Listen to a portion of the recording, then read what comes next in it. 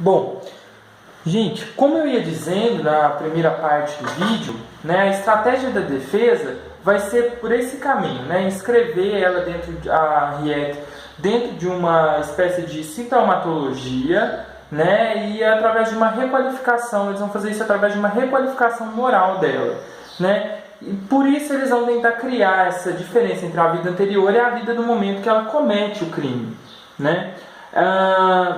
E a partir disso eles vão usar as frases dela, como eu já tinha dito, né, as falas dela, isso merece pena de morte, como uma espécie de crítica ao sujeito que, como se ela fosse outra de si mesma, né, eu não sou mais aquela, eu abomino aquela que fez aquilo, né, e a outra fala que seria, você serviria de testemunha. Essa fala é interessante porque há uma alteração gramatical, né, aí. A defesa argumenta que a testemunha ouviu mal, ela não disse você serviria, ela disse você servirá de testemunha.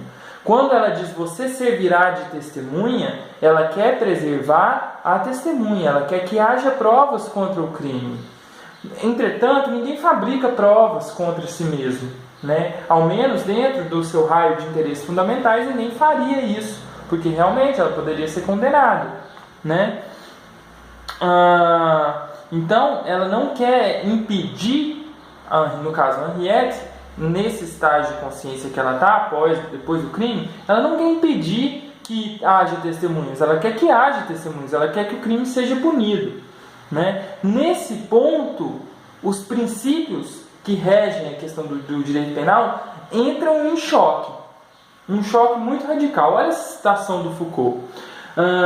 Os princípios fundamentais que haviam organizado o exercício do poder de punir se viram interrogados, contestados, incomodados, questionados, abalados, minados pela existência dessa coisa, apesar de tudo paradoxal, que é a dinâmica de um ato sem interesse, que consegue abalar os interesses mais fundamentais de qualquer indivíduo.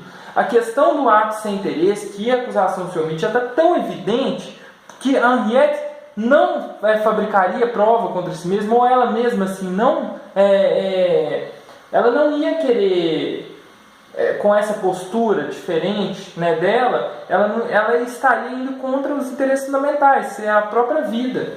Se ela estivesse no estágio de lucidez, ela jamais diria as coisas que ela disse. Né? Então, o que a defesa faz com isso? A defesa mostra que existe uma diferença, uma cisão na mente dessa mulher que comete o crime. Né? O Foucault ele analisa os relatórios, né? Tanto o relatório do Fournier, o advogado, quanto do Marc, que é o médico. Ambos tentam dominar o conceito de instinto. Eles vão explicar, ela fez isso tomado por uma paixão violenta, um instinto. Os dois usam essa palavra, instinto. O Marc fala que o instinto é uma espécie de ato de delírio, ele motiva um ato de delírio, mas ele não consegue definir o que é o instinto, no caso o médico, no relatório médico. Já o Fournier tem um relatório um pouco mais interessante, que já era uma imagem que já estava um pouco mais, já um pouco em ascensão no século XIX. Né? No caso, ele fala que ela agiu dentro de um interior de um sonho, né? A relação entre sonho e desejo, ele explora isso um pouco, né? Que está muito em voga, como eu disse, no século XIX. Bom, essa questão da relação do instinto com o sonho e a mente, a própria constituição mental da pessoa, a relação com o desejo, isso tudo provoca uma passagem de compreensão. O ato sem razão se torna um ato instintivo. Não é mais interessante agora discutir se era um ato sem razão, porque dentro da lógica de ato sem razão, né, com aquela transfiguração de razão e lucidez, é claro que ela seria condenada, né, e condenada talvez de uma forma inequívoca, né, aliás, equívoca, perdão, né, mas qual que é a importância dessa passagem do ato sem razão para o ato instintivo? A monstruosidade, que antes era tida como ausência da razão, agora ela se torna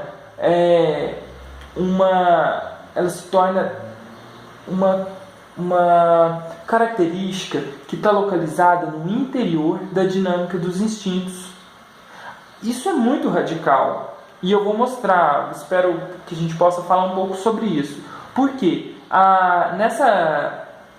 Nessa nova perspectiva, né, da passagem da sem-razão para o instinto e da monstruosidade, que antes estava dentro do sem-razão para uma questão do instinto, mostra que o monstro pode ser todos nós, né?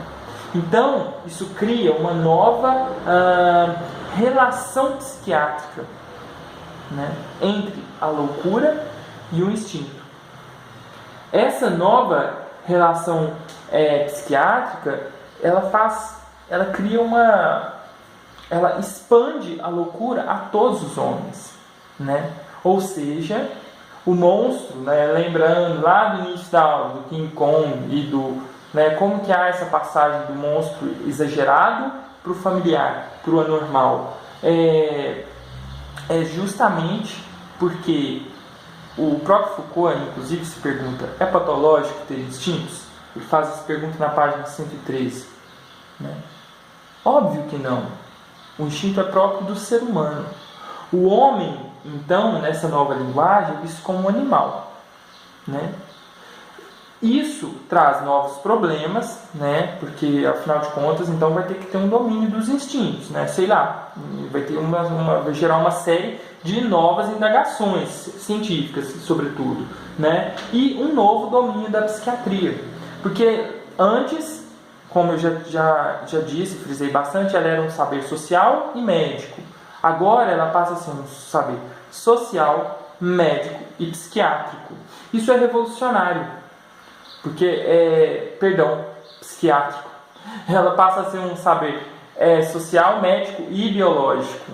Isso é revolucionário, né, em si. Porque o homem, então, passa a ser tomado, dentro desse domínio biológico, como um animal. Né? A psiquiatria se torna, então, a tecnologia dos instintos. Nesse sentido, Foucault aborda que ela vai em duas direções. Né? Algumas que fazem ela avançar, outras elas retroceder um pouco. Né? Uma direção é da tecnologia eugênica. Nesse caso, as consequências são mais drásticas, né? Numa espécie de depuração da raça, e eu não vou nem mencionar, né, as consequências imensas que isso chega com o nazismo e com Hitler, né? Numa espécie de vamos agora criar a raça ariana e as outras, enfim, né? A gente sabe o que aconteceu na história. Um outro ponto, uma outra direção que essa psiquiatria, como tecnologia dos instintos, chega é na da psicanálise, que também, tutelando a questão das pulsões e dos instintos, para o Foucault, ela é uma espécie de depuração também, né, de correção e de normalização. Quais são as consequências, então, dessa nova passagem? O poder psiquiátrico, depois disso, né, o poder psiquiátrico, ele tem um domínio intramanicomial com foco na doença.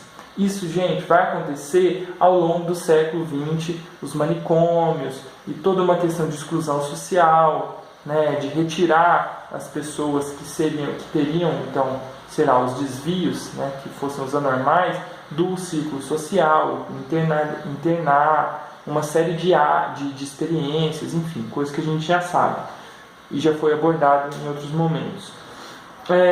E vai ter uma jurisdição um pouco mais geral, que ela é intra e extramanicomial, do anormal e de toda conduta anormal. Né? Algumas coisas passam a ser, mesmo fora, né, do manicômio, vistas como anormal. Tudo que se desviasse da norma, qualquer traço, mesmo que dos instintos, ela seria considerada do domínio da psiquiatria. Né? Então, isso faz com que a psiquiatria tenha um poder imenso, né, no século XX. Mas quais seriam as causas disso? Seriam ideológicas? Né? Seriam do próprio tipo de formação da psiquiatria, por ter começado como higiene pública?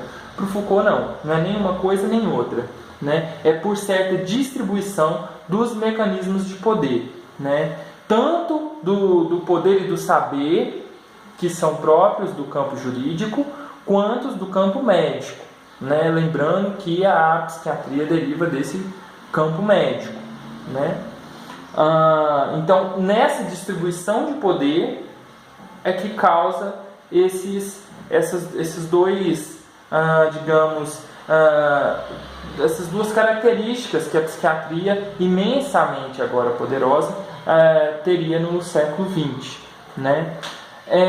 Então, entre esse jogo de poder entre o saber judiciário e o médico, a psiquiatria, né, passa de ser uma psiquiatria do delírio a uma psiquiatria dos instintos. A psiquiatria, então, se torna um grande poder social que seria e foi, né, muito explorado no século XX. Eu espero que eu tenha sido claro. Qualquer dúvida vocês podem deixar nos comentários e eu pretendo respondê-los, né? Enfim, espero que vocês tenham gostado e até mais.